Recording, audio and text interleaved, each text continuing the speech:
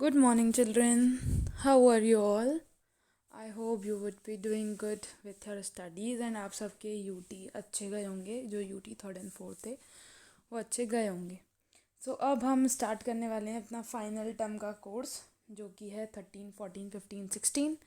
आज हम स्टार्ट कर रहे हैं उसी का चैप्टर 13 जिसका नाम है fun with magnets on page number 125.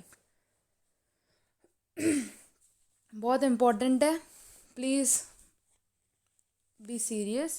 And final term में तो आप सबको अच्छा स्कोर करना है. अभी तक जिसने अच्छा स्कोर नहीं किया उसके पास बस ये अब लास्ट एंड लास्ट चांस है अपना रिजल्ट अच्छा करने के लिए. So please be concentrated and listen carefully and also mark the underlines which I have marked. Now, Paheli and Bojo went to a place where a lot of waste material was piled into huge heaps. पहेली और बोझो एक जगह पे गए जहाँ पे बहुत सारा वेस्ट मटेरियल रखा था. मतलब वहाँ पे वेस्ट मटेरियल से ऐसे हीप जैसे होता है ना, इकट्ठा जैसे ढेर होता है, वो रखा हुआ मतलब था. Something exciting was happening. वहाँ पे कुछ एक्साइटिंग हो रहा था. क्या हो रहा था? A crane was moving towards the heap of junk. Crane क्या होती है? ऐसी जैसे इस पिक्चर में दिखाई गई है मशीन कि वो हैवी कुछ उठाने वगैरह के लिए यूज़ की जाती है. ये वाली क्रेन उसमें से हीप ऑफ जंक में चल रही थी, उधर मूव कर रही थी. The long hand of the crane, जो क्रेन का जो ये सबको दिख रहा है ना आपको, ये लंबा सा जो है, उसने क्या किया? Lowered a block over a heap के ऊपर, मतलब कचरे के ढेर के ऊपर उसमें क्रेन ने क्या पकड़ा हुआ था? ऐसे बड़ा सा ब्लॉक पकड़ा हुआ था. उस ब्लॉक को उसने नीचे किया कचरे के ढेर पे. फिर क्या हुआ? It then began to move. फिर से वो चलने लगा. Guess what? Many pieces of iron junk were sticking to the block. और उसमें से कचड़े में से जो भी आयरन के पीसेस थे वो उससे स्टिक होते जा रहे थे, चिपकते हुए जा रहे थे. एज इट मूव्ड अवे, जैसे जैसे वो दूर होते जा रहा था तो वो धीरे धीरे वो जितने भी आयरन के पीसेस थे जो भी था वो चिपकता हुआ जा रहा था उस ब्लॉक से जो कि क्रेन के पास था. फिगर 13.1 जिसमें देख सकते हो, picking up pieces of iron from waste. They had just read a very interesting book on magnets and knew immediately. जो पहेली अब बोझो है, उन्होंने ऑलरेडी एक बुक पढ़ी हुई है मैग्नेट्स के बारे में. हम उसको हिंदी में बोलते हैं चिंबक बोलते हैं ना. हम खेलते थे हम बचपन में चिंबक से. तो मैग्नेट्स के बारे में उन्होंने एक बुक पढ़ी हुई है. एंड न्यू इमिडिएटली कि that there must be a magnet. तो उनको समझ में आ गया कि ऐसे क्यों स्टिक हो रहा है. उनको समझ में आ गया कि वहाँ पे ज़रूर कोई मैग्नेट है attached to the end of the crane that was picking up iron from the junkyard. तो क्या बोला कि है ना, उनको समझ में आ गया कि कोई ना कोई तो मैग्नेट अटैच होगा जो कि आयरन पीसेस अट्रैक्ट कर रहा है अपनी तरफ से, कि उसमें से कचरे के ढेर में से जो आयरन पीसेस हैं वो अपने आप उससे चिपकते हुए जा रहे हैं. You might have seen magnets and have even enjoyed playing with them. Yes, we had. Have you seen stickers that remain attached to iron surfaces like almirahs or the doors of refrigerator? हाँ, बहुत सारे ऐसे sticker है जो wall पर लगाने के भी आते हैं या फिर अलमिराज पर, फ्रिजेस पे लगाने के काम आते हैं. In some pin holders the pin seems to be sticking to the holder. कुछ कुछ में पिन भी होती है. इन सम कुछ पेंसिल बॉक्सेस में the lid fits tightly when we close it even without a locking arrangement. अगर जब कोई लॉकिंग अरेंजमेंट नहीं होता बट तब भी लिड मतलब जो ढक्कन है वो इतनी ज़ोर से टाइटली बंद हो जाता है क्योंकि वो उसमें मैग्नेट होता है, वो चिपक जाता है बिल्कुल अच्छे से. Such stickers, pin holders and pen boxes have magnets fitted inside them. इसमें मैग्नेट्स होते हैं. Figure 13.2. If you have any of these items try to locate the magnets hidden in these. अगर आपके पास कोई भी ऐसा कोई आइटम है कि जिसमें मतलब ऐसा पिन होल्डर वगैरह जैसा, तो उसमें देखो कि उसमें जो आपका मैग्नेट है वो कहाँ पे है. उसको लोकेट करने की, उसको ढूंढने की कोशिश करो. Figure 13.2 some common items that have magnets inside them. Now हमारा टॉपिक है how magnets were discovered. Magnet discovered कैसे होते हैं, मतलब किसने इसको बनाया, किसने इसको पहचाना कि वो मैग्नेट्स हैं. It is said that there was shepherd कौन होता है? भेड़ बकरियाँ या शीप्स वगैरह को रखवाली करने वाला, उनको चलाने वाला. शेफर्ड का नाम था named Magnes who lived in ancient Greece, जो ग्रीस में रहते थे. He used to take his herd of sheep. अपने शीप्स के झुंड को, गोट्स को and goats to the nearby mountains पर लेके जाते थे ग्रेजिंग के लिए, मतलब वो घास वगैरह खिलवाने के लिए. He would take a stick with him to control his herd. वो एक डंडी लेके जाते थे, एक स्टिक लेके जाते थे अपने साथ उस भेड़ बकरियों को संभालने के लिए. The stick had a small piece of iron. जो स्टिक थी, जो डंडी थी, उसमें एक आयरन का पीस अटैच था एक एंड पर.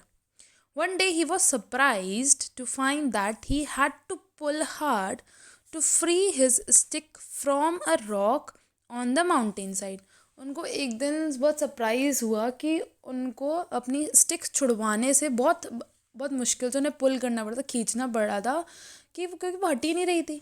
एक मतलब रॉक पर जाके वो चिपक गई थी बिल्कुल माउंटेन साइड पर. फिगर 13.3 इसमें आप देख सकते हो, natural magnet on a hillside. It seemed as the stick was being attracted by the rock. ऐसा लग रहा था कि जो स्टिक है वो रॉक से चिपक ही गई है और वो हिल ही नहीं रही थी बिल्कुल. The rock was a natural magnet and it attracted the iron tip of the shepherd's stick. Rock जो था वो नेचुरल मैग्नेट है और उसने जो उनकी स्टिक पर, जो उनकी डंडी पर आयरन का पीस लगा हुआ था, उसने उसको अट्रैक्ट कर लिया. It is said that this is how natural magnets were discovered. और ऐसे ही कहा जाता है कि इस तरीके से मैग्नेट्स डिस्कवर किए गए थे.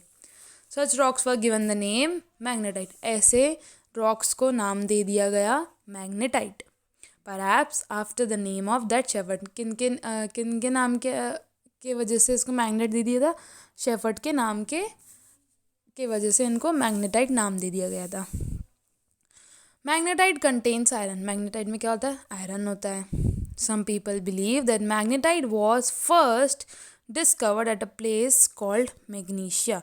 और बोलते हैं जो मैग्नेटाइट है वो फर्स्ट कहाँ पे डिस्कवर किया गया था? वो ऐसा मतलब मानते हैं ऐसे कि वो मैग्नीशिया में डिस्कवर किया गया था.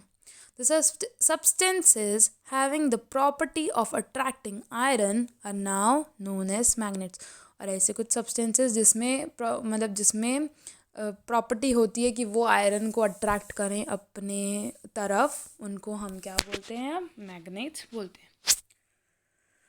नाउअडेज और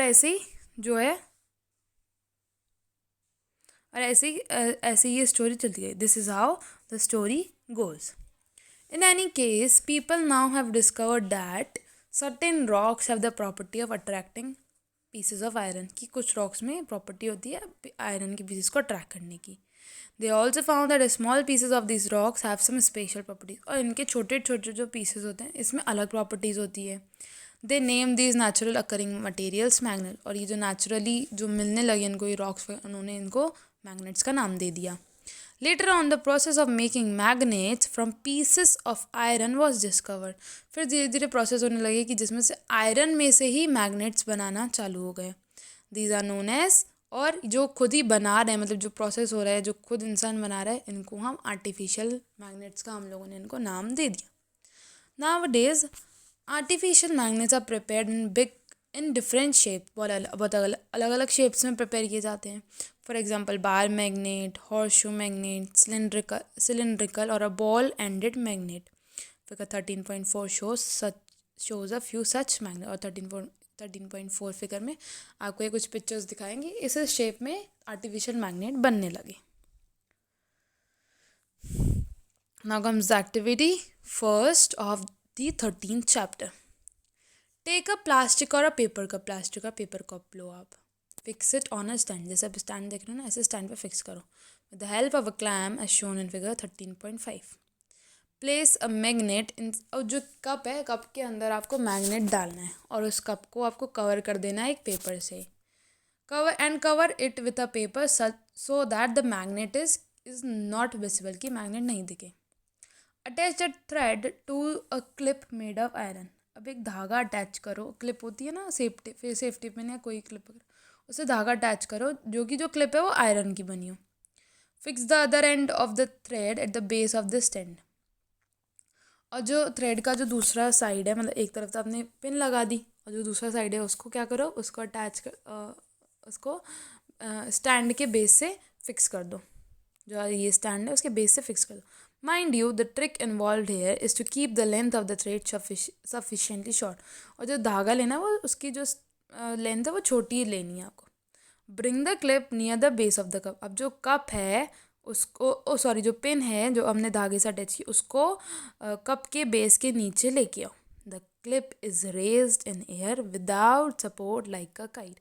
और जो क्लिप है वो अपने आप ऊपर हो जाएगी क्योंकि वो मैग्नेट से अट्रैक्ट हो रही है, सच लाइक और बिना सपोर्ट के वो उससे अट्रैक्ट मतलब ऐसे एयर में रहेगी क्योंकि वो मैग्नेट से अट्रैक्ट हो गई।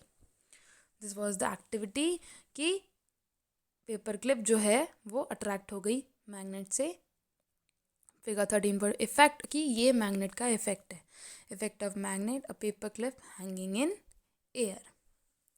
नाउ मूविंग अहेड, हमारा पेज नंबर 127 पे आता है हमारा फर्स्ट टॉपिक जो है 13.1 magnetic and non magnetic materials. अब ये क्या होते हैं? एक्टिविटी 2 दे दी गई है। Let us walk in the footstep of manganese. हम बोल रहे हैं कि हम मैग्नीज की तरह करते हैं, but only this time we will change the positions of the magnet and the iron. But हम इस टाइम मैग्नेट और आयरन की पोजीशन चेंज कर देंगे। पिछली बार उसकी स्टिक में आयरन था और मैग्नेट तो मतलब वो रॉक था। इस बार क्या करेंगे? There will be a magnet. हम अपनी डंडी के एंड पर मैग्नेट लगा देंगे। There will be a magnet at the end of our shepherd stick पर लगा देंगे। We can attach a small magnet to a hockey stick. और हम ऐसे ही हॉकी स्टिक पे भी एक मैग्नेट लगा सकते हैं, अटैच कर सकते हैं, या किसी वॉकिंग स्टिक पर। और अ क्रिकेट भी गया क्रिकेट के विकेट पर भी विथ अ टेप और सम ग्लू से या फिर टेप से। Let us now go out on a magnes walk. फिर हम मैग्नीज वॉक पर जाते हैं थ्रू द स्कूल प्लेग्राउंड में। What does our magnes stick pick up from the school ground? What about objects in the classroom? क्या क्या मतलब जो हमारी स्टिक है उसने क्या क्या अट्रैक्ट किया, मतलब क्या क्या उठाया प्लेग्राउंड में से या फिर आपके क्लासरूम में से। अब इसके बारे में हम कल पढ़ेंगे, इसके आगे का हम कल पढ़ेंगे। आज के लिए इतना ही। थोड़ा बेसिक था, थोड़ा कुछ नया था, हमने डिस्कवरी भी पढ़ी कि कैसे डिस्कवर्ड हुए थे मैग्नेट्स, ये सब हमने पढ़ा। और हमने एक्टिविटी भी देखी कि ये वाली एक्टिविटी भी देखी कि मैग्नेट का इफेक्ट क्या होता है। So I would request you all please listen carefully. Videos को 1-2 बार देखो और अच्छे से करो। पता नहीं क्यों आप लोग को साइंस का सब्जेक्ट इतना डिफ़िकल्ट लगता है, क्योंकि बहुत इजी है, बस अच्छे से समझना है। And I just like believe कि मेरे समझाने में इतना कोई प्रॉब्लम नहीं होगी। So I just want you all कि आप 1-2 बार अच्छे से सुनो और आपको अच्छे से आ जाएगा। और मोर ओवर चैप्टर की रीडिंग भी करोगे तो अच्छे से हो जाएगा। सो टिल दैट हम आगे का कल पढ़ेंगे। Till that read and revise, stay safe, stay home and thank you.